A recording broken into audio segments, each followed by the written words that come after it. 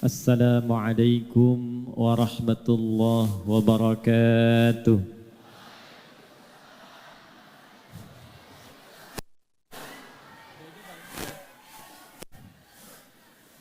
Alhamdulillahilladzi jama'ana fi hadzal masjidil mubarak bi barakati 'abdihi anifa wassalatu ala rasulillahilladzi ursila rahmatan lil alamin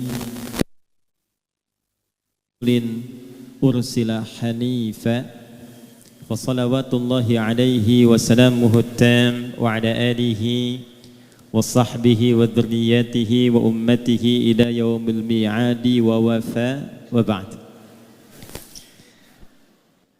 Saya biasa kalau di dalam negeri atau di luar negeri, singgah pertama menapak di bumi manapun itu alhamdulillah yang biasanya kami mohon doa kepada Allah dimudahkan para pemimpin di wilayah itu dan masyarakatnya diberikan keberkahan. Kalau sudah saling mendoakan, diikat dalam kebaikan, nanti Allah bimbing pemimpinnya memiliki kebijakan yang baik, masyarakatnya merespon dengan nilai-nilai kebaikan. Hadirin sekalian, bila ada yang bertanya, kita akan masuk pada inti pembahasan kita. Apakah ada petunjuk dalam hadis Nabi tentang pertemuan kita di Jumat ini, di siang menjelang Jumat ini? Apakah Nabi pernah mengisyaratkan? Apakah Nabi SAW pernah menunjukkan dalam sabdanya sehingga pertemuan kita bukan hanya menjadi ngaji bareng, tapi termasuk diikutkan pada sunnah Rasulullah SAW. Kita lacak dalam hadis-hadis yang diriwayatkan oleh para imam-imam hadis. Pertama, ada satu hadis yang banyak dikutip para ulama dan ahli hadis sehingga viral bukan hanya di satu kitab tapi beragam kitab. Kita ambil satu, Sunan Abu Daud.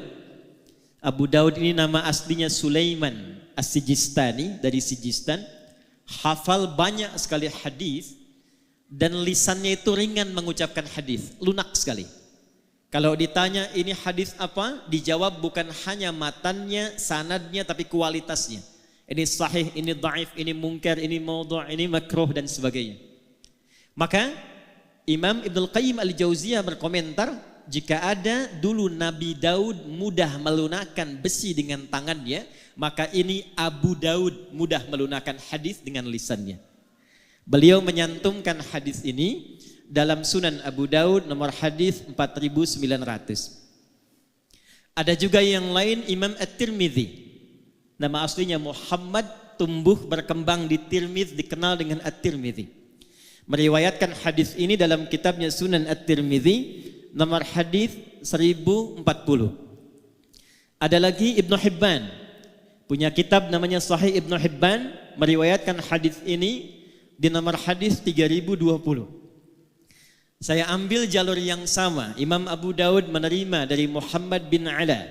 Muhammad bin Ala menerima dari Muawiyah bin Hisham. Muawiyah bin Hisham menerima hadis ini dari Imran bin Anas Al-Makki. Imran bin Anas Al-Makki menerima hadis ini dari Atha. Atha bin Abi Rabah menerima hadis ini dari Abdullah bin Umar radhiyallahu taala anhuma. Abdullah bin Umar radhiyallahu taala anhuma menerima hadis ini dari Rasulullah Muhammad sallallahu alaihi wasallam.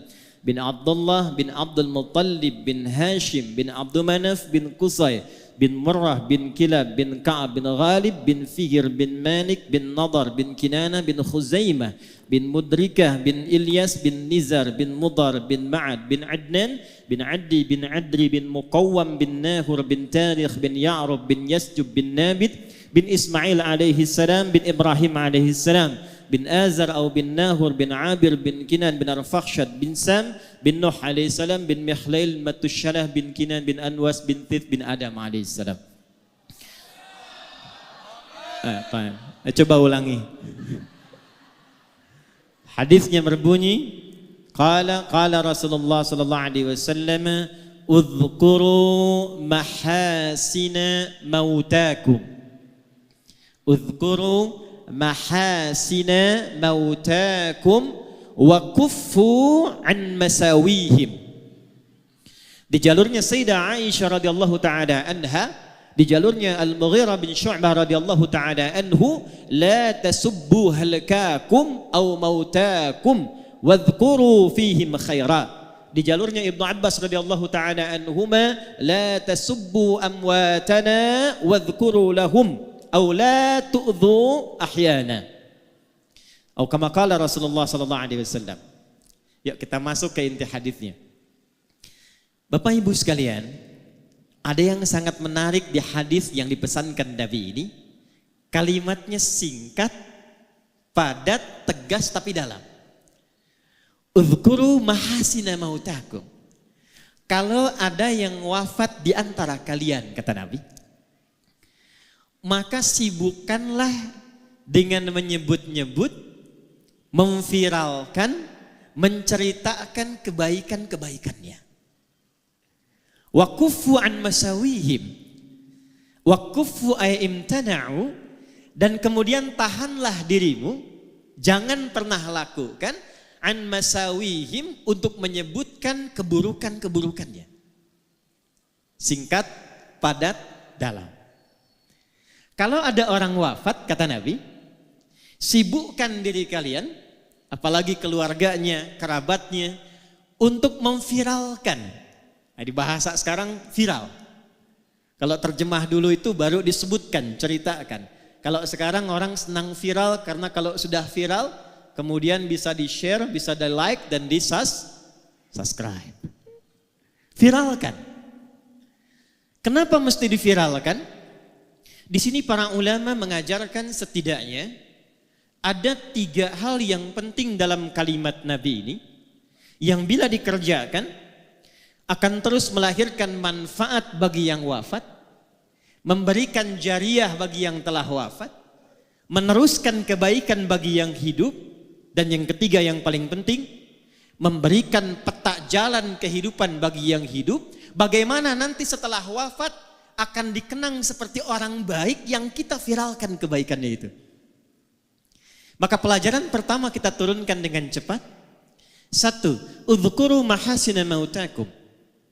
Kata para ulama, hadis ini yang pertama memberikan pesan dalam kepada kita, betapa Allah Subhanahu wa taala saking tingginya memuliakan ciptaannya, saking tingginya mengistimewakan manusia sebagai hambanya yang utama.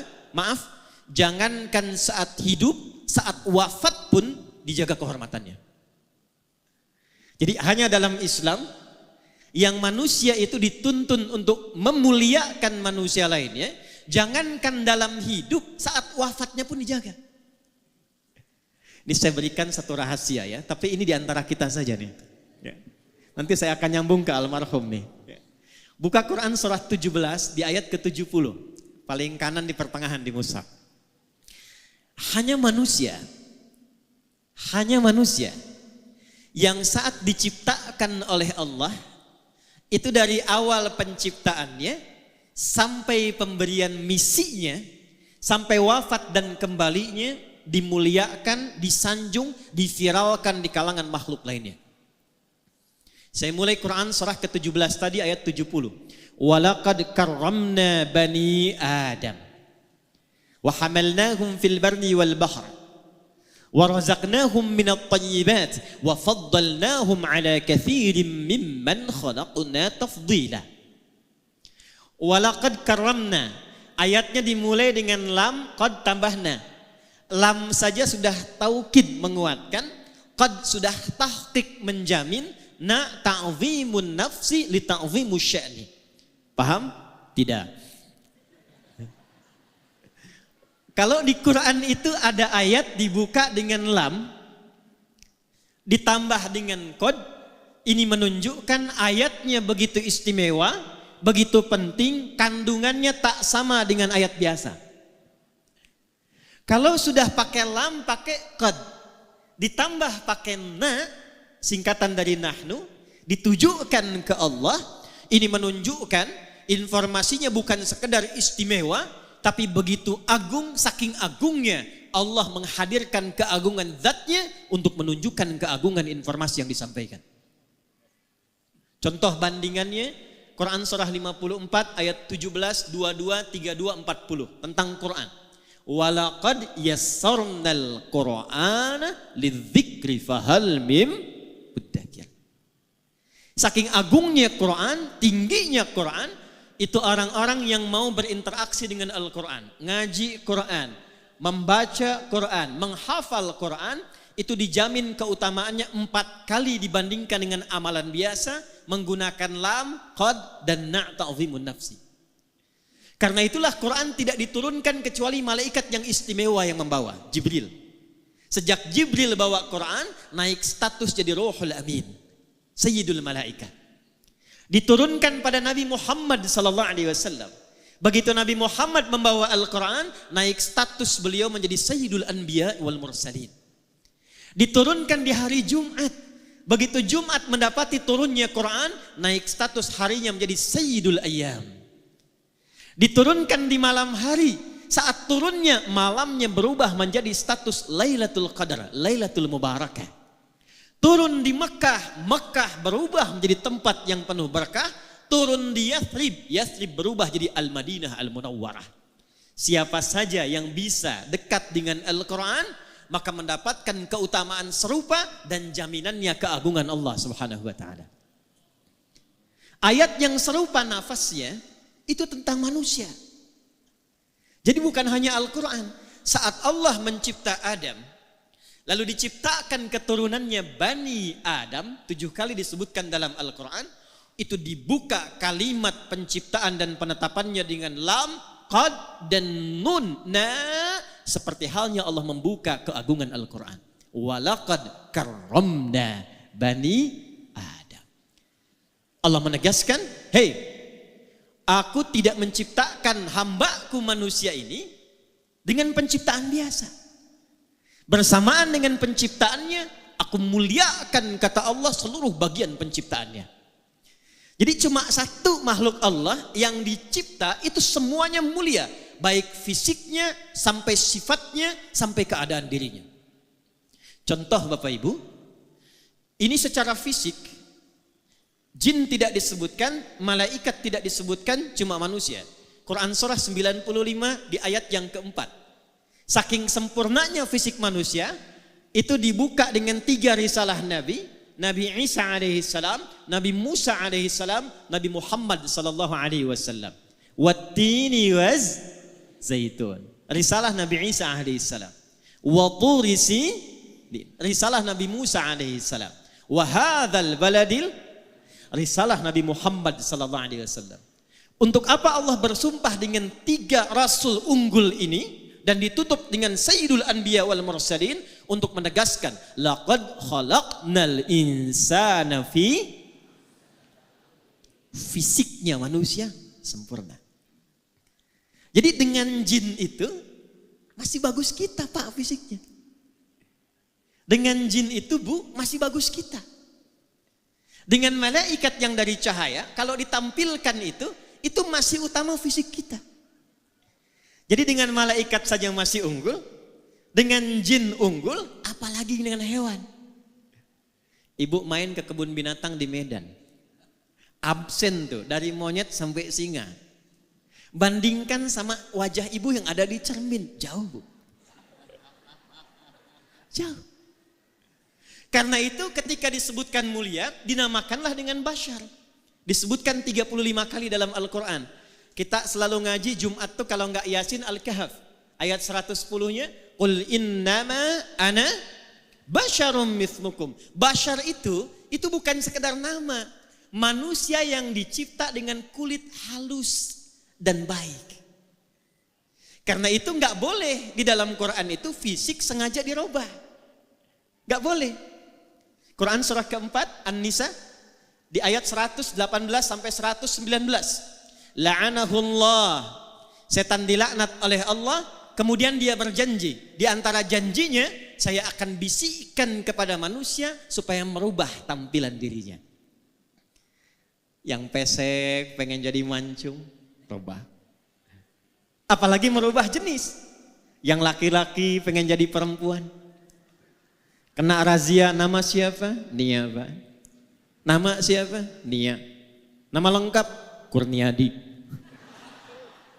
Tidak boleh.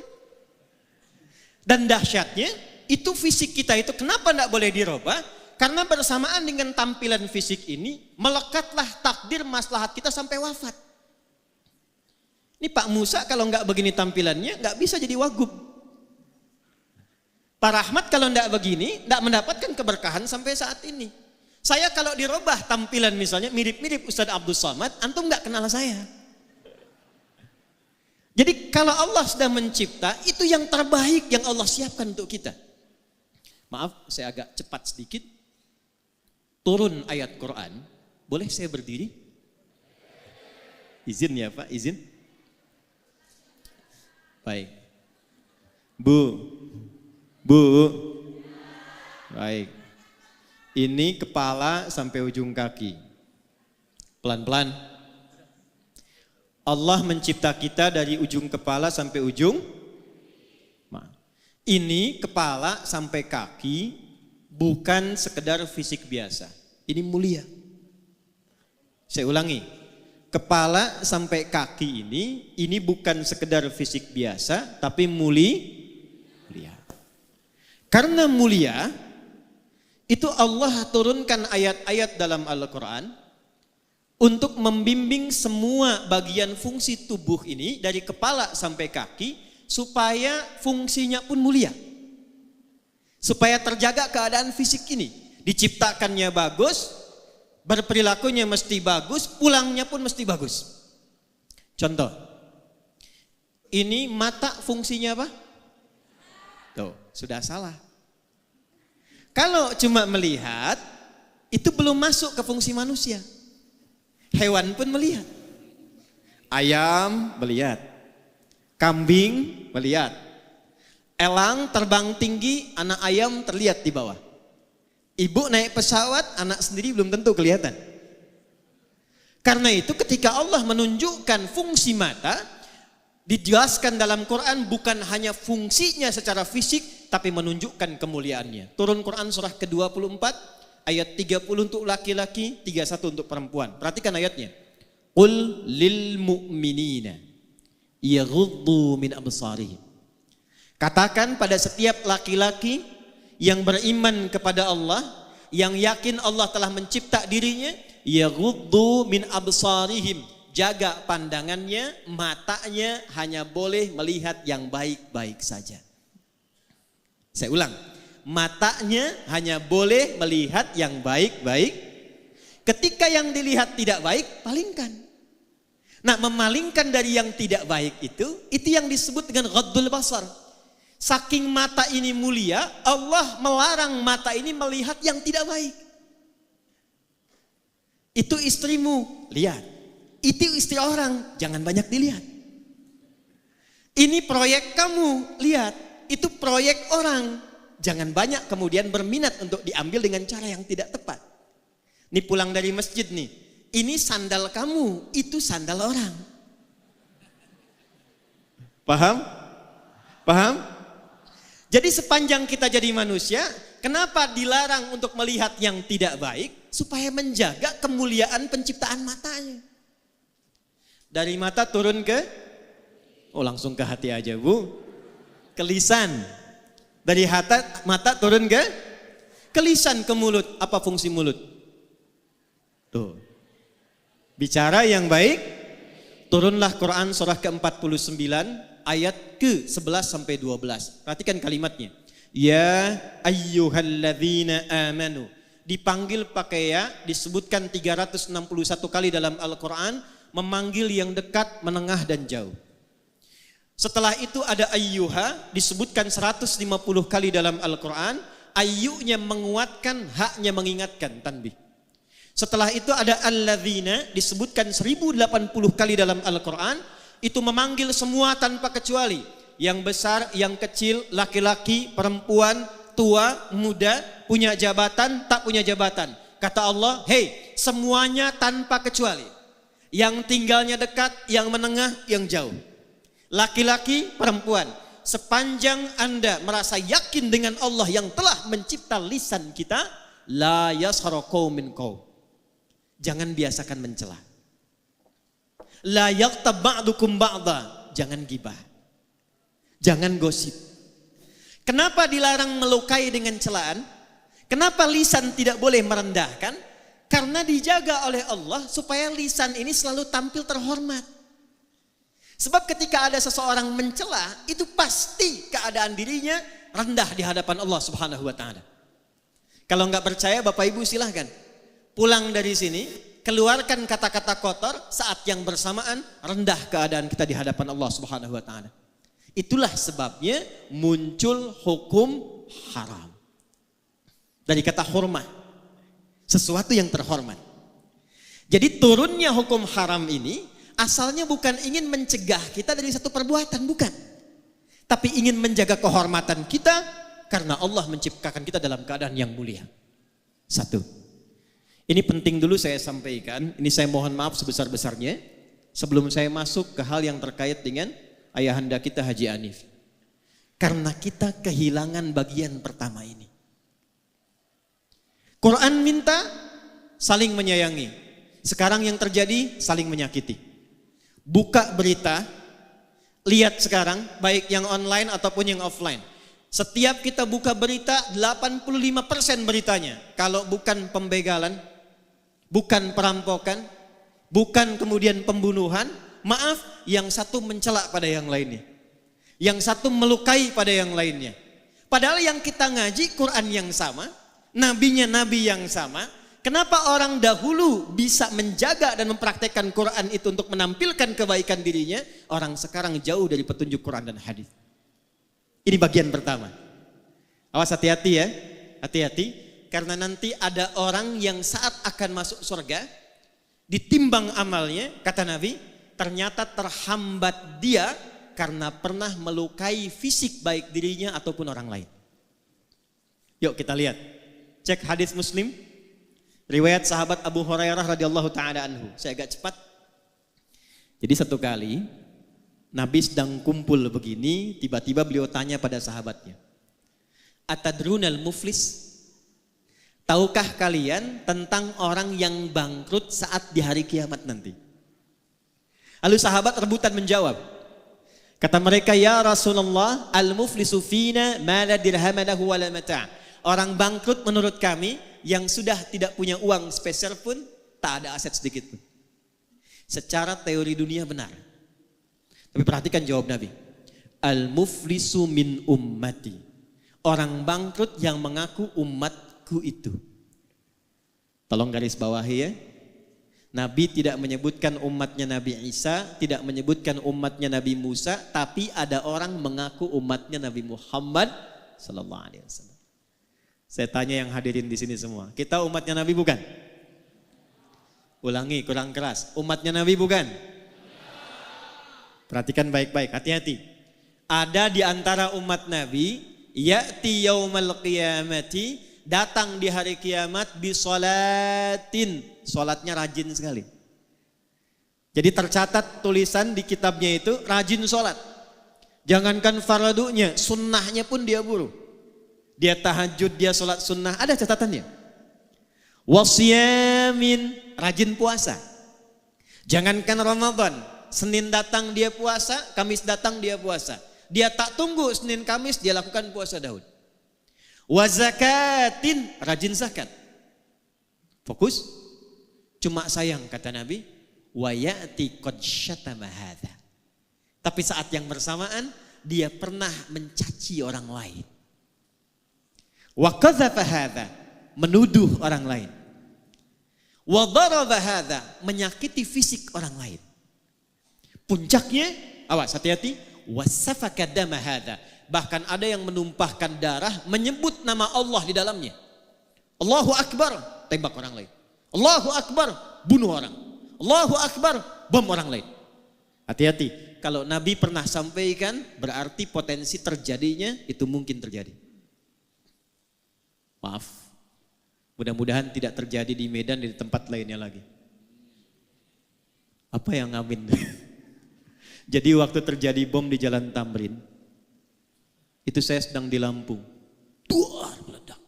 Lagi begini taklim. Tiba-tiba jamaah angkat tangan bertanya, Ustaz, apakah bom di Jalan Tamrin itu termasuk jihad fisabilillah? Saya bilang, Pak, sependek pengetahuan saya, jihad fisabilillah itu jihad di jalan Allah, bukan di Jalan Tamrin. Jihad fisabilillah itu jihad di jalan Allah, bukan di Jalan Tamrin. Maka kata Nabi, kalau ada yang seperti itu mesti hati-hati.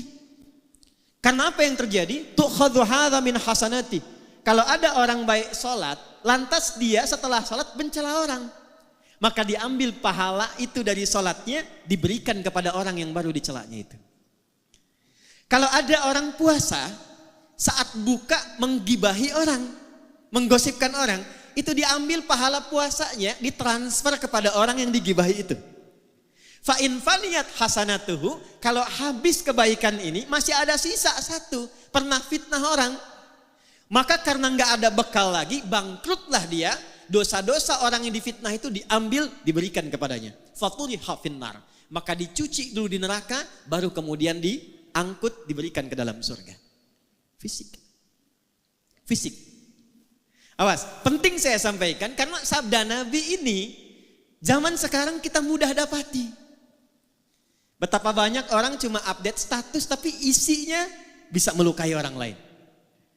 Dan yang paling menarik, betapa banyak Nabi ngasih kemudahan untuk ibadah, tapi ketika dipraktekkan kok menjadi saling berselisih. Mudah-mudahan di sini tidak ya. Atau jangan-jangan tidak kelewat. Baik, yang kunut ada dalilnya. Yang tidak kunut ada dalilnya. Yang salah itu yang tidak sholat subuh. Kenapa kemudian yang kunut dan tidak kunut jadi bermasalah? Saya pernah menangani satu kasus suami istri itu tidak saling tatap semalaman gara-gara persoalan turun dari i'tidal ke sujud. Suami pulang dari kantor, kena macet, tiba di rumah malam, gak sempat kemudian ke masjid. Sudah selesai. Nyampe di rumah, ambil wudhu sholat, begitu sholat istri lihat. Ternyata sujudnya itu turun dulu lututnya. Begitu lututnya turun, istri lihat. Begitu salam, assalamualaikum, assalamualaikum, selesai sholat, ini persoalannya Bu. Tanpa muqaddimah. Langsung istri komen pada suaminya, papa sholatnya salah katanya. Jiwa laki-laki bangkit. Yang pemimpin siapa? Apa ciri khas pemimpin itu? Ciri khas pemimpin bukan tegas, ciri khas pemimpin tidak mau dipimpin. Hanya menerima usulan, jarang kemudian menerima saran. Istrinya berkata, ini kisah nyata, papa sholatnya salah. Memang kenapa mah? Harusnya bukan lutut dulu, telapak tangan dulu yang turun, baru lutut. Kata suaminya, mama yang gak baca hadis. Bertengkar malam, tak saling tatap, punggung-punggungan, besoknya diputuskan datang ke kami. Ternyata saya lihat dua-duanya gak tahu hadisnya. Istri belajar dari Ustadz A, suami belajar dari Ustadz B. Begitu saya tunjukkan, Pak Ibu, dua-duanya ada di kitab yang sama, di Sunan Abu Daud. Ini yang pakai lutut duluan, nomor hadis 838, dari Wa'il bin Hujur.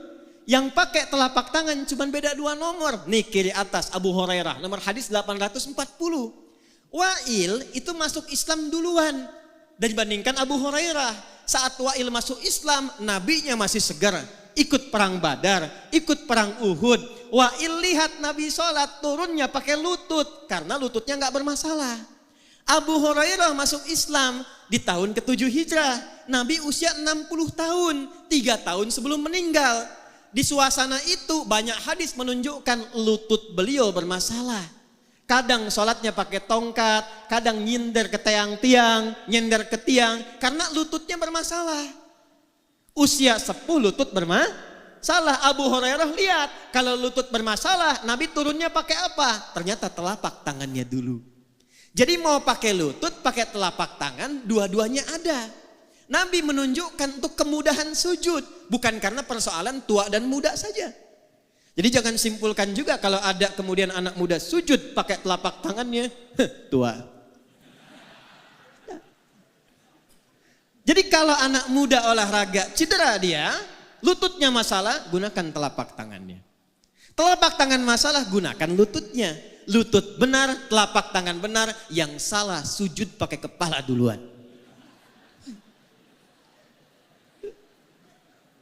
Kenapa gara-gara basmalah yang satu keras, yang satu sir kok jadi saling melukai? Kok jadi saling klaim? Padahal 70 hadis. 70 hadisnya, 4 cara bacanya. Bisa dijaharkan, Bismillahirrahmanirrahim. Bisa disirkan, Bismillahirrahmanirrahim. Maaf, kalau sudah silent, sir, tidak usah ditempel ke mic. Bismillahirrahmanirrahim. Itu jahar namanya. Sir pelan yang dengar kita. Yang ketiga, bisa tak usah dibaca sama sekali. Alhamdulillahi Rabbil Alamin. Yang keempat, riwayat Abu Hurairah, baca jahar rakaat pertama, Bismillahirrahmanirrahim. Rakaat kedua tidak dibaca langsung hamdalah. Alhamdulillahi Rabbil Alamin. Empat-empatnya ada dari Nabi. Diajarkan oleh Nabi pada sahabat, sahabat ngajarkan, dirangkum oleh 4 imam besar dipilih oleh mereka. Imam Abu Hanifah An-Nu'man wafat tahun 150 Hijrah, memilih langsung baca hamdalah. Imam Malik lahir 93 Hijrah, memilih langsung baca hamdalah. Imam Muhammad bin Idris Asy-Syafi'i lahir 150 Hijrah, saya pilih yang jahar. Karena ini tidak baca, populerkan yang dibaca supaya diketahui. Imam muridnya, Imam Ahmad bin Hanbal lahir 164 Hijrah. Hafal 1 juta hadis, muridnya Imam Asy-Syafi'i, memilih yang keempat. Yang ini tidak baca, yang ini baca keras, saya pilih kemudian yang tengah-tengah silent. Kok tiba kemudian? Bismillahirrahmanirrahim. Alhamdulillahi Rabbil Alamin. Ini Muhammadiyah nih. Bismillahirrahmanirrahim. NU. Padahal zaman Nabi belum ada Muhammadiyah, zaman Nabi belum ada. Yang NU benar, yang Muhammadiyah benar, yang salah yang tidak sholat. Saya 2010 itu tugas di Mekah, menerima jemaah pertama Isya. Qadarullah imamnya Syekh Sudes. Begitu sudah mengatakan istau, istaqimu, takbir, Allahu Akbar. Alhamdulillahi Rabbil Alamin. Itu komen jamaah samping saya persis, pertama masih ingat saya, iki imamnya Muhammadiyah ya. Jadi Muhammadiyah cabang Masjidil Haram. Nah ini yang harus diperkaya para ulama kita itu. Muhammadiyah bagus, NU bagus, persaudarakan semuanya, Muhammadiyahnya, persisnya, dewan dakwahnya, ketemu di masjid yang sama, yang pimpin ini kunut, yang tidak kunut aminkan. Allahumma hdina fi man hadait, belakang amin. Gantian begitu, yang pimpin yang tidak kunut, yang makmum tidak perlu sujud sahwi. Paham? Takbir. Bagian pertama. Jadi tidak ada babnya saling celah. Yang paling menarik ngajinya Quran, sunnahnya sunnah Rasulullah. Kok bisa pulang dari situ nggak saling sapa? Assalamualaikum akhi, beda manhaj. Ngaji ke sana yuk, bid'ah. Itu tidak saya temukan tuh dalam Quran, dalam sunnahnya. Maka yang pertama kita lakukan, satu, Islam menjaga kehormatan fisik, menyatukan, bukan memisahkan. Paham? Yuk, kita lihat teladan beliau tadi. Diputar videonya, saya senang karena itu sunnahnya. Bukan memperlambat taklim, bukan. Awas belakang tuh, istighfar tuh tadi tuh yang teriak. Cepet katanya, bukan. Ini sunnahnya tadi itu. Jadi dibandingkan yang saya sekarang ini, itu yang tadi itu lebih tinggi sunnah muakkadahnya tadi itu. Karena hadisnya itu viralkan kebaikannya. Betapa beliau menyambung silaturahim. Memuliakan orang tanpa melihat fisiknya. Ada yang tidak ditampilkan di sini. Tapi sejak 16 September 2005 dan didirikan YAPI itu, saya melihat di antara murid saya yang dimuliakan oleh beliau, ternyata ada murid-murid penghafal Quran kami. Siapa yang bisa melunakkan hati Anda untuk ada di sini? Saya tidak punya kemampuan. Siapa yang bisa melunakkan hati kami untuk hadir di sini? Maka keteladanan pertama yang penting saya sampaikan, seperti tadi ditampilkan, beliau sayang pada keluarganya, sayang pada anaknya, perhatian pada cucunya, sayang kepada orang dekat dan jauh, punya program persiapan pulang ke akhirat. Itu bagian pertama yang kita tampilkan. Jelas sampai di sini? 1. 2. Saya agak cepat. Udhkuru mahasina mautakum wa kuffu an masawihim. Jika ada orang yang telah wafat, viralkan kebaikan-kebaikannya dan tahan dari menggunjingkan keburukannya. Apa makna yang kedua kata para ulama? Dari kebaikan yang telah kita ketahui tadi, jangan cukupkan sekedar menjadi informasi. Saya ulang ya. Jangan cukupkan sekedar menjadi informasi. Contoh, Haji Anif ini punya program membangun 99 masjid. Sampai sekarang tahun 2023 ada kisaran 30-an lebih masjid yang telah terbangun. Beliau support ambulan, perhatian mendirikan klinik dan sebagainya. Alhamdulillah, untuk beliau selesai. Jariahnya mengalir. Ada 9 lafaz di hadis Muslim, cukup Nabi yang memberikan garansi lewat hadis ini. Perhatikan kalimatnya. Disebutkan 9 lafaz di hadis Muslim, kalimatnya idza matal insan. Atau dalam riwayat lain idza matal abdu. Imam Nawawi rahimahullahu taala dalam syarahnya menafsirkan idza matal insan ay idza mata ibnu Adam. Kalau seorang manusia yang beraktivitas meninggal dunia. Izin, maaf. Manusia disebut dengan 5 nama dalam Quran. Berapa nama? Ada bashar 35 kali disebutkan dalam Quran. Ada ins dipasangkan dengan jin 18 kali disebutkan di Quran. Ya ma'syaral jinni wal wa ma khalaqtul jinna wal. Ada insan 65 kali disebutkan dalam Quran. Yang keempat ada nas 240 kali disebutkan dalam Quran. Dan yang kelima ada Bani Adam 7 kali disebutkan dalam Quran. Semua nama itu punya makna. Kalau disebutkan insan, itu artinya menunjuk aktivitas manusia dari bangun sampai tidur lagi. Saya ulang ya. Kalau disebutkan insan, ya iqra bismi rabbikal ladzi khalaqal ar-rahman 'allamal khalaqal. Kalau disebutkan al-insan, itu bukan sekedar menunjuk nama manusia, tapi menekankan totalitas aktivitasnya dari bangun tidur sampai tidur lagi. Nah, Nabi menyebutkan dalam hadis riwayat Muslim tadi, idza matal insan, jika manusia yang beraktivitas dari bangun sampai tidur lagi itu selesai aktivitasnya. Ini ingin memberikan pesan kepada kita.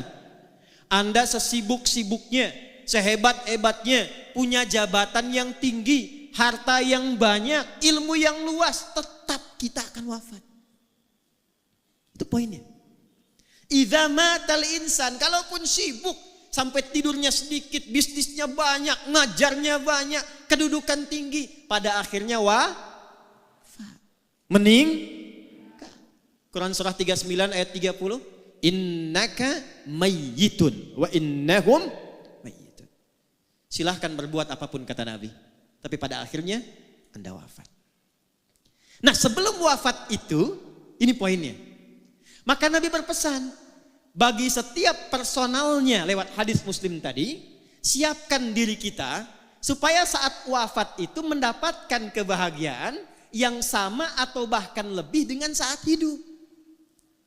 Maaf, jangan sampai hidup rumahnya mewah, enak kerjanya, aktivitas nyaman, tapi begitu wafat kemudian suasananya menjadi sempit dan gelap.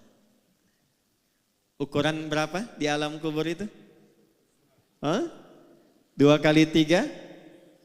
3 kali 4? Ada yang 10 kali 15? Tidak ada ya? Baik, tapi perhatikan baik-baik. Ada orang-orang yang menyiapkan sebelum wafatnya sehingga dijamin oleh Allah tempat kuburnya lebih luas dibandingkan dengan apa yang dia dapatkan di bumi. Saya lihat tadi lewat Raja Wali 28. Luas sekali itu. Beberapa rumah luas sekali, lebar. Tapi ada orang masuk kubur. Itu diberikan kenikmatan oleh Allah. Tempatnya lebih luas dari tempat yang pernah dia tinggali di bumi. Gak percaya nanti silahkan. Antum minta wasiat dikuburkan samping ulama yang dikenal soleh. Lihat nanti lapaknya tuh. Lihat tempatnya. Bagaimana kenikmatannya. Quran surah ketiga ayat 169 sampai 172. Saya agak cepat. Wala tahsabanna alladhina qutilu fi sabilillahi amwata bal ahya'un 'inda rabbihim yurzaqun farihina bima atahumullahu min fadli. Maaf keluarga besar Haji Hanif. Wa yastabshiruna billadzina lam yalhaqu bihim min khalfihim alla khaufun 'alaihim wa lahum yahzanun. Ada orang yang saat meninggal itu dibahagiakan oleh Allah.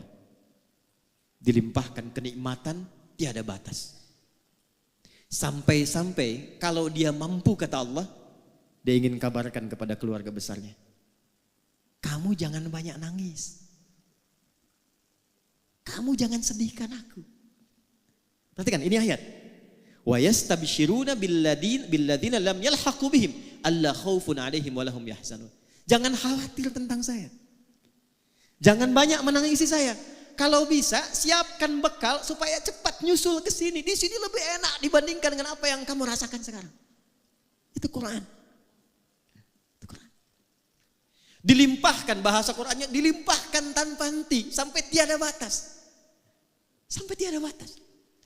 Dan kalau mampu dia akan katakan cepat nyusul sini.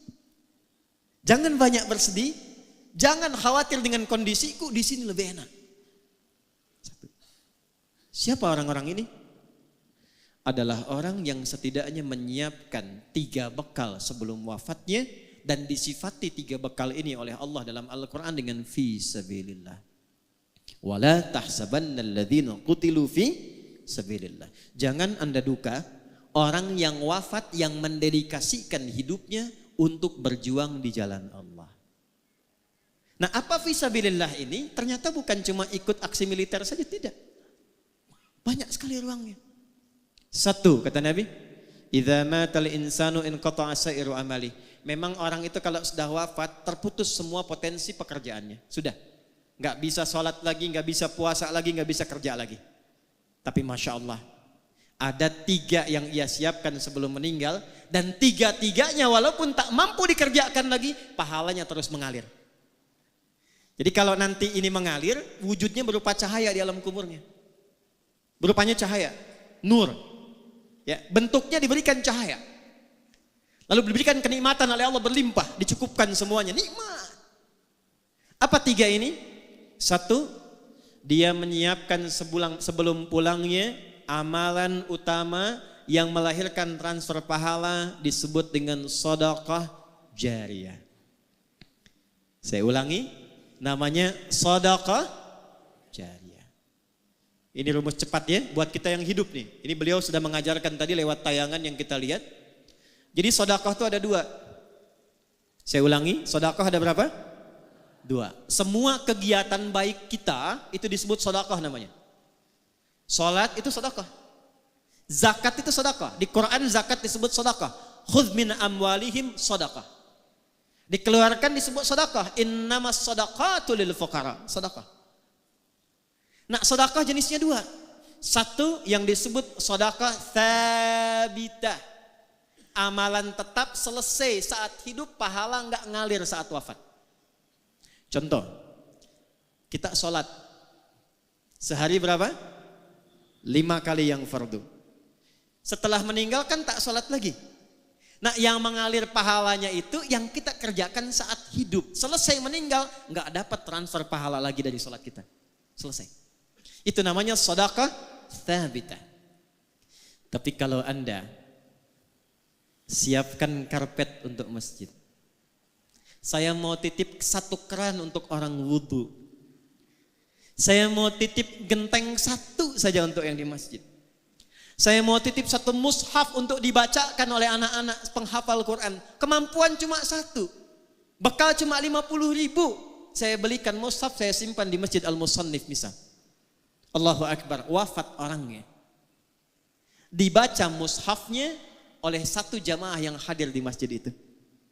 Begitu dibacakan, satu huruf saja. Nun. Berlakulah hadis At-Tirmidzi nomor hadis 2910. Man qara'a harfan min kitabillahi falahu asyru hasanat. Siapa yang baca satu huruf dari Al-Quran, orang yang baca dapat langsung pemberian dari Allah 10 kebaikan. Satu hurufnya. 10 ini jangan dihitung begini. 1, 2, 3, 4 itu sedikit. 10 itu di hadis Muslim, analoginya sama dengan ke masjid dapat 25. Jarak satu keduanya 500 tahun. 2 ke 3 500 tahun. 3 ke 4 500 tahun. Ditampakkannya nanti saat sakaratul maut. Di pahala itu 10 yang disebut pahala ajrun tampaknya saat sakaratul maut. Ditampakkan oleh Allah sehingga dia senang. Saat senang itulah dia dalam keadaan tenang dicabut nyawanya sehingga dipanggil dalam keadaan yang tenang. Quran surah 89 ayat 27 sampai 30. Ya ayyatuhan nafsul. Kenapa mutmainnah? Karena tenang diperlihatkan bagian pahalanya. Dibacakan 10 dapat. Tapi hadisnya belum selesai. Hadis Muslim, man dalla ala khairin falahu ajruhu mithla adli fa'ilihi min ghairi an yankusa min adli syai'. Itu mushaf punya siapa yang dibaca tadi? Apakah punya jamaah yang baca? Ataukah ada orang lain yang nyimpan dibaca oleh yang baca? Ternyata mushafnya titipan dari si fulan, maka yang menitipkan mushaf itu yang mewakafkan disimpan di masjid dapat transferan pahala yang sama dengan yang baca. Yang baca 10, yang nyimpan mushaf 10. Coba lihat almarhum. Bukan cuma mushafnya, berapa penghafal Quran yang diberikan perhatian oleh beliau? Berapa banyak masjid yang telah dibangunkan? Berapa kali orang ruku dan sujud di masjid itu? Berapa banyak orang wudu mendapatkan bagian dari keberkahannya? Pertanyaan terbesar saya pertama, maaf izin keluarga besar. Dari anggota keluarga yang hadir saat ini, berapa di antara yang berminat meneruskan keteladanan itu? Karena contoh pertamanya bagian keluarganya. Saya berikan kabar gembira untuk keluarga. Ini bukan ngarang-ngarang, kami belajar tafsir, belajar Quran. Jika ada anak meneruskan kesolehan orang tua, itu satu keluarga besar. 16 keluarga besar beliau, istri beliau yang mulia Hajah Syarifah, keluarga besar beliau, anak-anaknya, sampai cucunya. Kalau benar diteruskan, itu surga yang Allah janjikan, bukan surga biasa. Turun Quran surah 13. Ar-Ra'd ayat 23 sampai 24 dari 8 pintu surga. Surga itu ada 8 pintunya, tengah-tengahnya tamannya namanya Aden. Yang tertinggi Firdaus. Kalau ada anak meneruskan kebaikan orang tuanya, maka saat masuk surga itu anaknya dipanggil untuk menggandeng kedua orang tuanya. Lewat tengahnya taman indah surganya. Saya bacakan ayatnya. Jannatu adni yadkhulunaha. Ada satu keluarga besar dipanggil oleh Allah, bukan 1, 2, semua keluarganya. Jadi kalau normal hisab itu kan fulan, Adi Hidayat datang, Lutfi datang, Andre datang, Andi datang. Ini tidak. Satu keluarga besar, Anif hambaku datang. Siapa mereka ini? Wa man salaha min abaihim, anaknya pertama disebut, anaknya. Gandeng bapak ibumu yang soleh itu, yang telah kemudian menanamkan legasi amal yang kau teruskan. Minta digandeng. Ini Allah yang firmankan. Kalau ayah memulai, itu wajar. Tapi kalau anak cucu mengikuti, itu tidak mudah. Tidak mudah.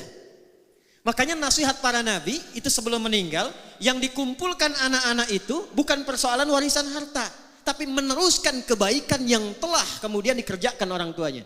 Quran surah kedua Al-Baqarah di ayat 133. Lihat kalimatnya. Am kuntum syuhada'a idh hadara Ya'qub al-maut idh qala li banihi ma ta'buduna min ba'di. Pernah enggak Anda dengar kisah viral tentang Nabi Ya'qub? Bukan cuma punya anak Yusuf, punya anak 12, ada Benyamin, ada Yahuda dan sebagainya. Bukan itu. Sebelum wafatnya dikumpulkan anak-anaknya, ditanya, kalau bapak meninggal, kalian bagaimana amalnya? Apa jawab mereka? Qalu na'budu.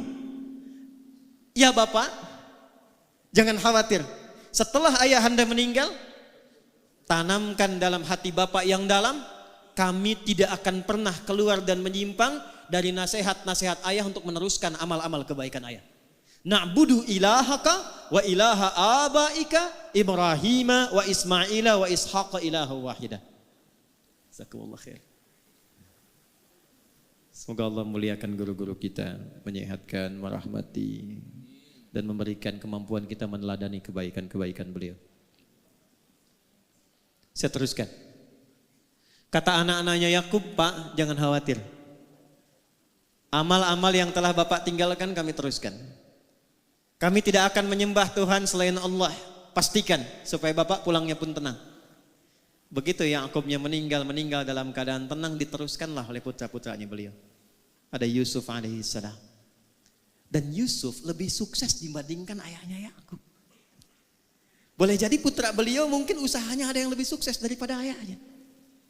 Tapi penilaian pertama dalam Al-Quran, apakah kesuksesan itu mengantarkan pada amal soleh yang pernah ditinggalkan oleh ayahandanya? Maka saya mohon pada keluarga besar, tidak sekedar kita bahagia banyak jamaah datang mendoakan. Tidak sekedar kita bangga dan haru ada video yang telah menanamkan pesan-pesan kebaikan.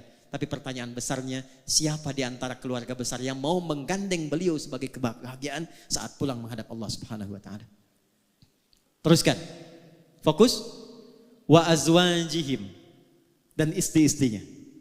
Jadi ayah sama ibunya, anak gandeng pasangan masing-masing. Terakhir, tadi saya lihat ada cucunya, ada cicitnya, beliau bilang buyut ya. Itu dalam bahasa Arab disebut dzurriyyah. Tidak berhenti sampai ke anak, wa dzurriyyatihim, sampai ke anak cucu. Jadi hisabnya tuh begini, keluarga besar datang.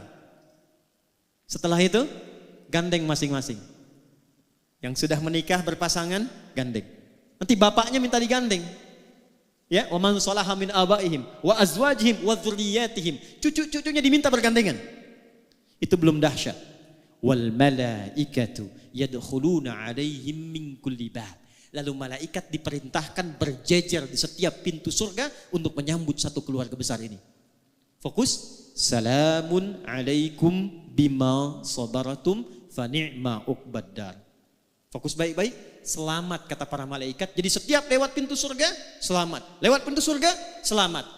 Apa jawaban selamatnya? Izin. Bima sabaratum. Selamat karena Anda sabar meneruskan kebaikan yang telah dirintis oleh keluarga besar. Jadi saya mohon amanat 99 masjid itu, usahakan selesai. Anak-anak yatim yang beliau rawat, teruskan. Tolong punya database-nya tuh. Ya.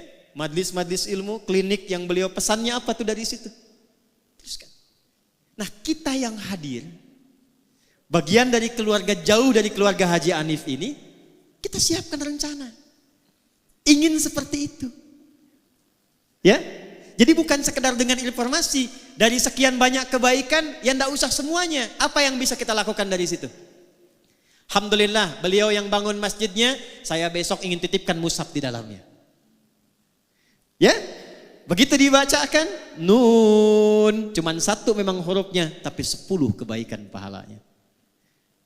Kalau Anda titipkan pada penghafal Quran, Haji Anif merawat penghafal Quran yang sangat banyak, di antaranya yatim piatu. Ayo kita belajar dari situ. Pulang dari sini, jangan lihat anak orang dulu, anak kita di rumah siapkan jadi penghafal Quran, supaya gandeng kebaikan. Jelas? 2. 3 bagian terakhir.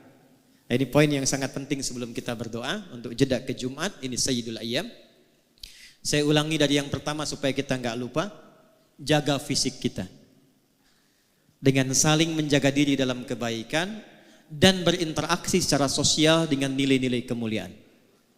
Jangan isi kehidupan kita disibukkan dengan berbuat maksiat. Termasuk memutus silaturahim, saling mencela, saling merendahkan. Contoh beliau yang telah meninggalkan kita dengan amalan yang tadi disampaikan. 1. 2. Tidak ditampilkan amalan soleh orang wafat itu kecuali untuk diteruskan oleh keluarganya atau diteladani oleh orang-orang yang mengetahuinya. Izin, tadi saya baru sebutkan 1, sedekah jariyah. Jadi ini setiap yang sholat nanti Jumat nih sekarang taklim, beliau tinggal terima aja tuh. Tinggal terima, Masya Allah. Nanti lihatnya saat masuk ke alam kubur. Ya, saat masuk baru dirasakan. 2. Ilmin yuntafa'u bihi. Ada ilmu yang pernah diajarkan, itu diteruskan.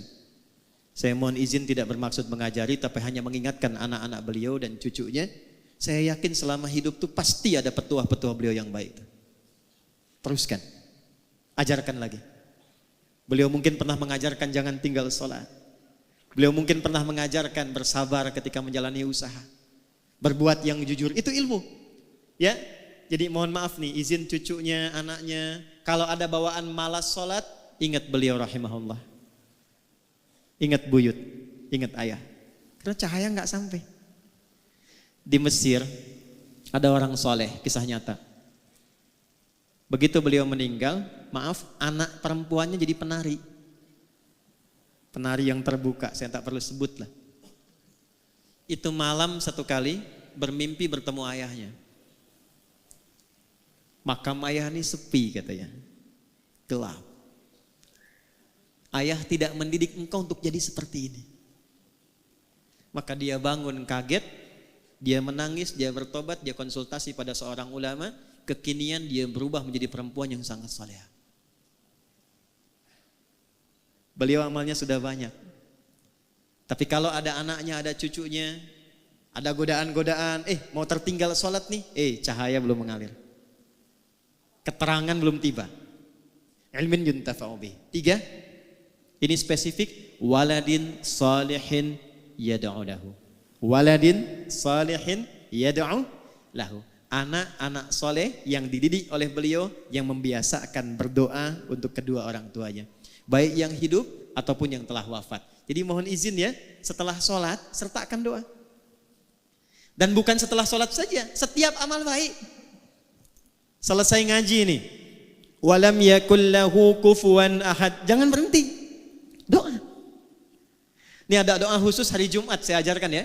Mohon izin nih, ada doa khusus dibacanya tiap hari Jumat. Ini saya talkinkan sedikit. Kalau dibaca dengan baik, hadisnya tersambung. Insya Allah Allah cukupkan rizkinya.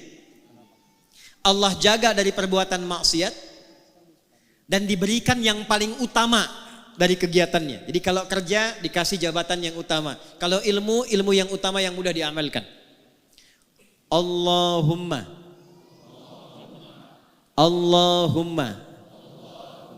ikfina bihalalika an haramik. Allahumma ikfina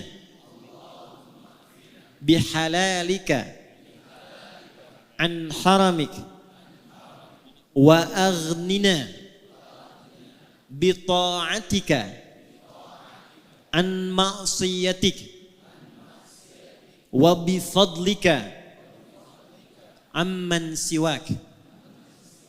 Nah, itu biasakan di hari Jumat. Ya, dibacanya boleh yang laki-laki itu saat jeda di antara dua khutbah. Yang perempuan itu semua Jumat tuh afdal.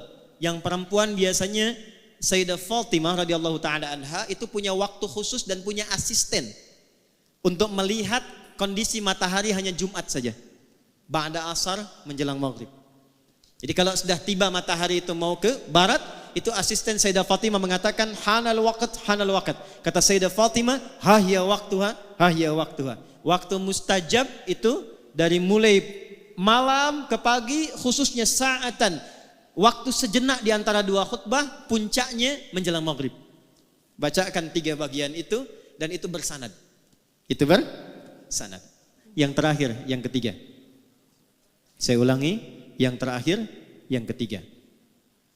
Setelah mendapatkan bagian-bagian tadi, istiqamah, pilih satu, siapkan bekal kita untuk pulang. Tadi kan sudah banyak beliau Haji Hanif rahimahullah ta'ala. Masjid ada, yatim ada, klinik ada, susah, banyak nirunya. Nah setelah paham yang banyak tadi, oleh kita keluarkan satu untuk kita, yang cocok apa? Tidak harus ikuti banyak, yang cocok apa? Apa dasar hadisnya? Singkat, hadisnya sahih. Nabi duduk dengan sahabat, Lalu menyampaikan, nanti di hari kiamat di antara kalian ada yang dipanggil oleh pintu-pintu surga. Kata Nabi, ada yang dipanggil dari pintu Ar-Rayyan. Ya, maka nada munadin, penjaga pintu Ar-Rayyan manggil, aina shaimun, aina shaimun, mana yang biasa di dunianya puasa, mana yang biasa puasa. Maka nanti refleks amalan puasa itu menggerakkan tubuh bangkit. Enggak bisa antum asal bangun, saya, tidak. Karena mulut dikunci. Al-yauma nakhtimu ala afwahihim wa tukallimuna aydihim wa tashhadu arjuluhum. Itu yang menggerakkan tubuh bangun, itu amal kita. Kalau tidak biasa puasa, tidak bisa bangun. Tapi kalau biasa puasa, amalan puasanya mendorong tubuhnya bangkit, langsung dia pergi ke tempat itu. Fa idza dakhaluhu ughliqa. Kalau masuk semua, tutup langsung. Enggak bisa ngintip. Itu pintunya Ar-Rayyan yang biasa puasa. Ada pintu namanya babut tahajud. Memang tidak rajin puasa, tapi dia tunggangi satu amalan, saya pengen tahajud. Maka nanti dipanggil lewat pintu namanya pintu tahajud, babut tahajud. Ada pintu namanya babul sedekah. Pilih 8 amalan pokok, pilih salah satu, tunggangi itu sebelum kita pulang menghadap Allah Subhanahu wa taala. Itu rumusnya. Abu Bakar tanya, "Ya Rasulullah, apakah ada nanti di surga yang dipanggil oleh semua pintu itu?" Jadi begitu dihisab, itu baru hisab dimulai, pintu semua manggil.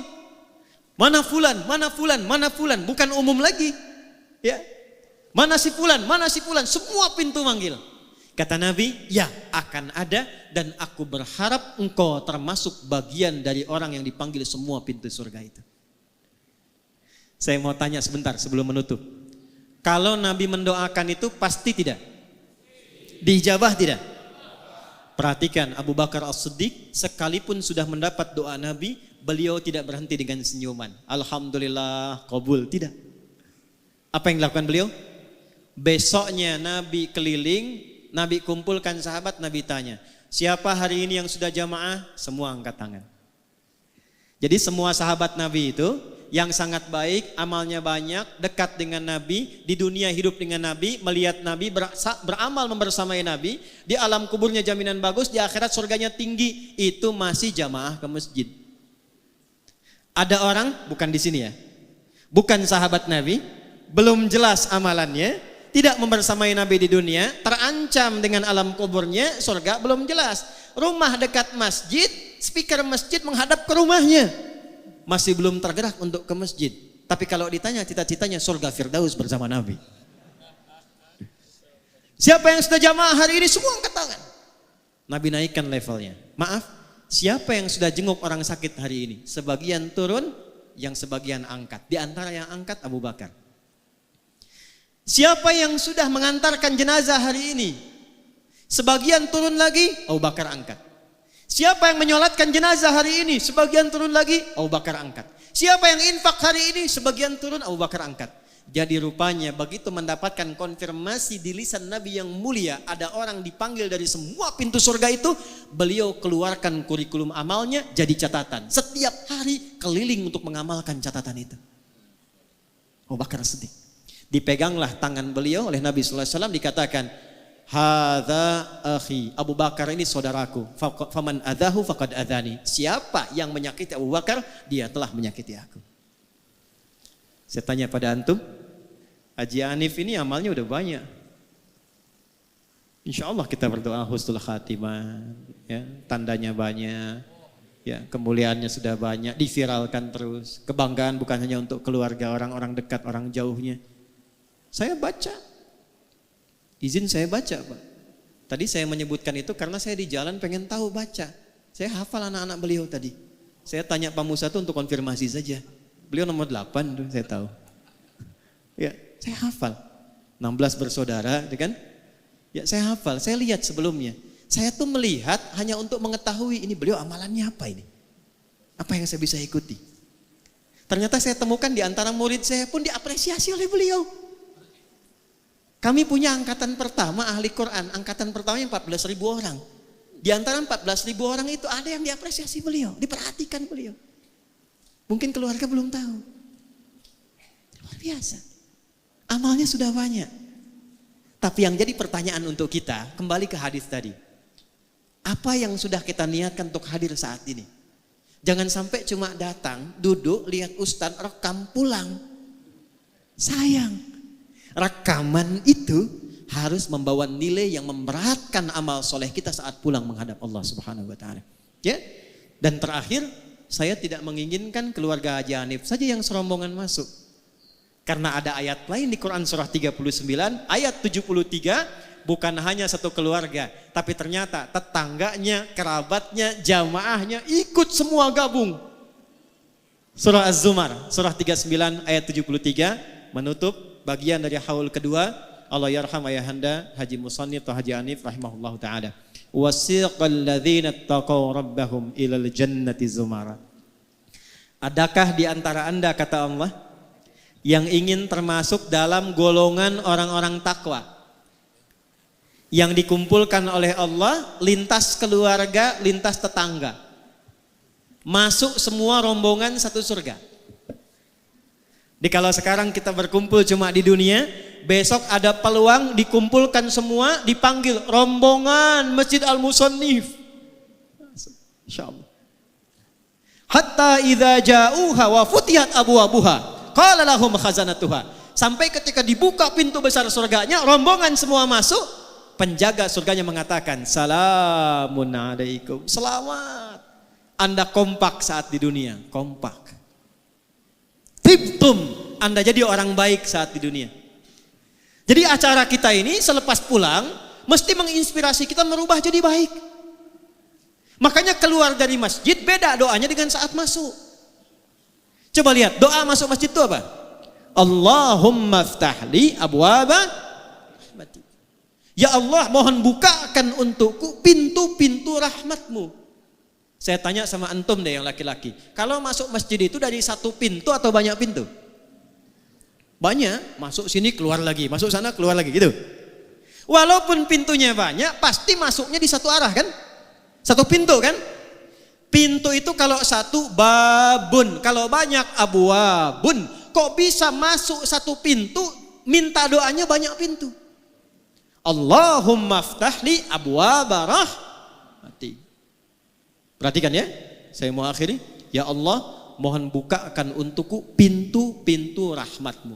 Kenapa rahmat pintunya banyak? Karena umumnya ada 3 pintu rahmat. 1, ada pintu solusi dari orang yang sedang punya kesulitan.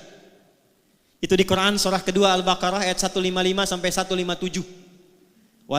Perhatikan kalimatnya. Wala nabluwannakum bisyai'. Ada orang hidup yang dapat ujian.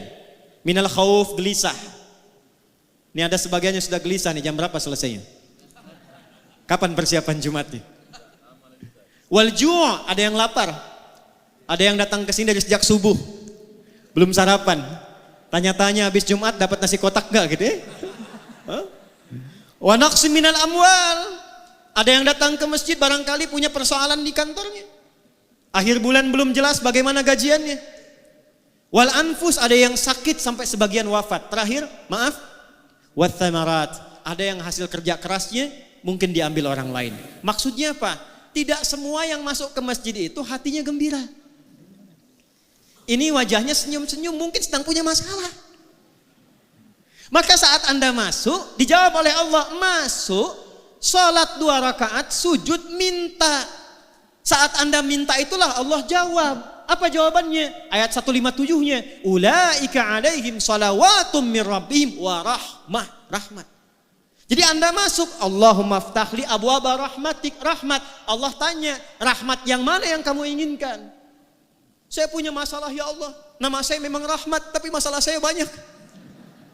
Sujud minta. Makanya ke masjid itu jangan cuma diam. Datang, sholat 2 rakaat, sujud minta.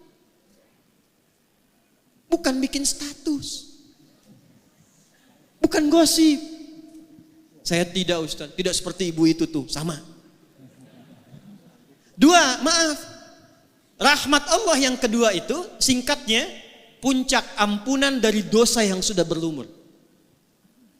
Pernah mabuk, pernah zina, pernah bunuh, pernah merampok, pernah membegal. Ada yang begitu di sini? Mumpung ada polisi di luar tuh. Ya. Kalau ada orang pernah menyimpulkan bahkan ini dosa saya terlampau banyak, tidak tahu diampuni atau tidak, maka Allah turunkan sifat yang tertinggi yang keempat. 1 ghafir, 2 ghafar, 3 ghafur, 4 rahim dengan rahmatnya. Turun Quran surah 39 ayat 53. Qul ya ibadiyalladzina asrafu ala anfusihim la taqnatu min rahmatillah. Anda datang ke masjid, sujud, taubat. Begitu taubat, diampuni dosanya oleh Allah, diberikan jalan pulang yang lapang. 3, ini bagian yang paling penting. Rahmat Allah meminta keutamaan dunia dan akhirat. Meminta keutamaan dunia dan akhirat. Dan puncak tertingginya surga. Makanya komen Nabi, susah orang masuk surga dengan amalnya kalau bukan rahmat Allah. Maka sering kita mintakan kemuliaan dunia dan akhirat, kita punya nama doanya. Doa yang hanya viral di Indonesia. Al-Baqarah ayat 201. Wa minhum may yaqulu rabbana atina fid dunya wa fil akhirati wa qina adzabannar. Doa apa itu? Sapu jagat. Ada doa sapu jagat, ada doa sapu enggak ada jagatnya, ada doa jagat enggak ada sapunya. Cuma di Indonesia, orang Arab enggak kenal itu. Ya? Tapi doanya ada, Al-Baqarah ayat 201, itulah masjid. Tapi, ini yang mau saya akhiri, sebelum kita berdoa, coba keluar dari masjid. Kakinya kaki apa? Doanya sama enggak dengan saat masuk? Tidak. Saat keluar yang kita katakan, Allahumma inni as'aluka min fadlik. Ya Allah, aku keluar sekarang. Aku minta yang utama darimu yang merubah diriku lebih baik dari sebelum masuk. Acara ini sekarang ada di masjid. Temanya memang haul. Tapi kita belajar dari hadis tadi bagaimana meneladani kebaikan-kebaikan Allah yarham supaya kita praktekkan dalam hidup. Maka saya tidak menginginkan ada satu orang pun keluar dari masjid ini kecuali berubah keadaan hidupnya lebih baik daripada sebelumnya. Ya. Insya Allah keluar dari sini kita menjadi rajin sholat. Insya Allah keluar dari sini kita menjadi rajin mengaji Al-Quran. Insya Allah keluar dari sini kita bersaudara saling menguatkan. Tidak menjelek-jelekan orang lain. Ya, memuliakan, mendoakan orang lain. Dan saya bermohon pada Allah mudah-mudahan pertemuan kita jam'an mubarakah menginspirasi siapapun yang ada di luar. Kita berikan contoh. Insya Allah jangan tunggu haul tahun depan lagi. Tapi setelah keluar dari sini, kalau ada orang tanya, di mana orang baik di Indonesia? Medan. Di mana yang rajin sholat di Indonesia? Medan. Di mana orang jujur di Indonesia? Medan. Di mana orang-orang yang menyambung silaturahim? Medan. Sehingga Anda bisa berkata, Horas. Sampai kembali ke hari kiamat insya Allah. Kita berdoa. Dan kita akan sampai ke persiapan Jumat. Mudah-mudahan doa kita diterima oleh Allah Subhanahu wa taala. Saya tidak bermaksud mewakili para ulama-ulama kita, hanya menyampaikan kembali apa yang diajarkan. Doa kita ada 3 insyaallah. Yang pertama doa dikhususkan pada Allah yarham Haji Musannif atau Haji Hanif. Kemudian yang kedua kita khususkan untuk keluarga-keluarga beliau, baik istri beliau, kerabatnya, anak-anak beliau dan keturunan beliau. Dan yang ketiga untuk kita semua yang hadir, mudah-mudahan jauh ataupun dekat mendapatkan kemuliaan-kemuliaan dan keberkahan si Allah Subhanahu wa taala. A'udzu billahi minasyaitonir rajim. Bismillahirrahmanirrahim. Alhamdulillahi rabbil alamin. Allahumma nahmaduka hamdan kama 'allamtana an nahmadak wa nashkuruka syukran kama 'allamtana an nashkuraka antal muqaddim wa antal muakhir bi yadikal khair innaka 'ala kulli syai'in qadir.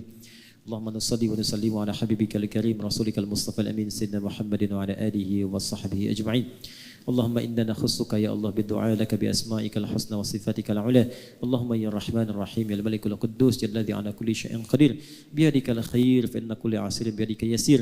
اللهم نخصك بالدعاء يا الله بأبينا وجدنا يا الله وأخينا حاجي مصنف. اللهم اغفر له يا الله وارحمه وزد له نورا في قبره.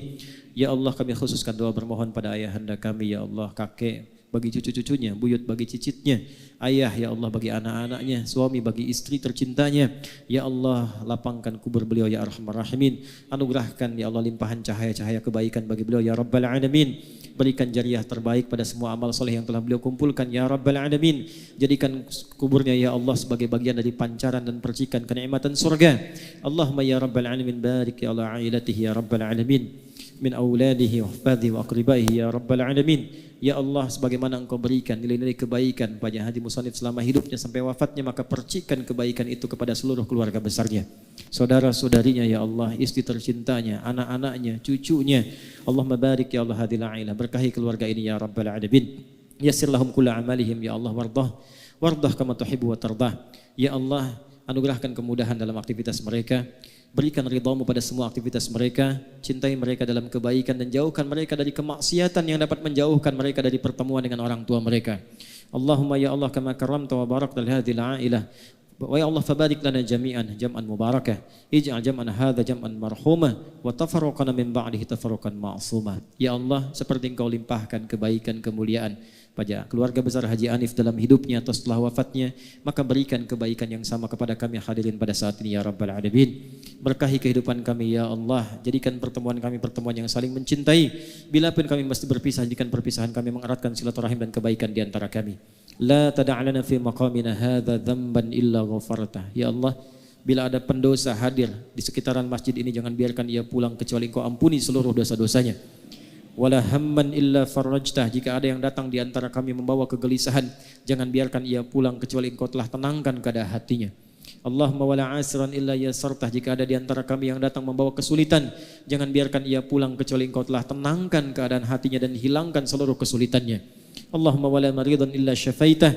Jika ada di antara kami yang tengah Engkau uji dengan penyakit seberat apapun, maka mohon angkat dan sembuhkan seluruh penyakitnya. Allahumma ya rabbal alamin, rabbana atina fid dunya hasanah wa fil akhirati hasanatan wa qina adzabannar. Ij'al baqiyata hayatina hayatan thayyibah wa akhir wafatina husnal khatimah. Ya Allah, jadikan sisa hidup kami lebih baik daripada hari-hari sebelumnya, dan bila pun kami wafat di hari ini, wafatkan kami dalam keadaan husnul khatimah. Khafif lisanana naqula kalimat at-tauhid la ilaha illallah Muhammadur Rasulullah. Ya Allah, mohon ringankan lisan kami khususnya dalam sakaratul maut kami untuk mengucapkan kalimat tauhid la ilaha illallah. Wa ajib kalimatana biqaulika ya ayyatuhan nafsul mutmainnah irji'i ila rabbika radiyatan mardiyah fadkhuli fi ibadi wadkhuli jannati. Ya Allah, dan mohon jawab kalimat kami dengan panggilan-Mu yang indah. Hei jiwa-jiwa yang tenang, cepat pulang kepadaku. Aku ridha denganmu, dengan amalmu, dan Engkau pun akan ridha dengan pemberianku. Jadi bagian dari hamba-Ku, aku siapkan surga untukmu. Allahumma ishtaqna bi Rasulillah sallallahu alaihi wasallam. Allahumma ishtaqna bi Rasulillah sallallahu alaihi wasallam. Ishtaqna bi Rasulillah sallallahu alaihi wasallam.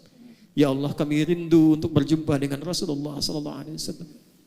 Lam na'ish ma'ahu fil hayah wa lam narahu fil manam fala tudayyi' lana fursa yawmal qiyamati linajtami wa narahu yawmal qiyamati ya arhamar rahimin. Ya Allah, kami tidak hidup bersama beliau di dunia ini. Kami bahkan tidak menatap beliau di alam mimpi kami ya Allah. Maka mohon jangan hilangkan kesempatan pada kami untuk membersamai, minimal menatap beliau di jannah-Mu nanti ya rabbal alamin. Ma'alladzina namta 'alaihim minan nabiyyin was-siddiqin wasyuhada'i was-shalihin wa hasuna ulaika rafiqa. Allahumma sallallahu ala habibika al-karim rasulika al-mustafa al-amin sayyidina Muhammadin wa ala alihi wa sahbihi ajma'in. Wa akhiru da'wana subhanakallahumma wa bihamdika nashhadu an la ilaha illa anta nastaghfiruka wa natubu ilaik walhamdulillahi rabbil alamin. Bismillahil Fatihah. A'udzu billahi minasyaitonir rajim. Bismillahirrahmanirrahim. Alhamdulillahi rabbil alamin arrahmanir rahim maliki yaumiddin. Iyyaka na'budu wa iyyaka nasta'in. Shiratal mustaqim shiratal ladzina an'amta 'alaihim ghairil maghdubi 'alaihim waladdallin. Terima kasih saya haturkan kehormatan pada seluruh keluarga besar Haji Musannif, para ulama, hadirin sekalian yang hadir. Terima kasih, semoga Allah berkahi kita. Assalamualaikum warahmatullahi wabarakatuh.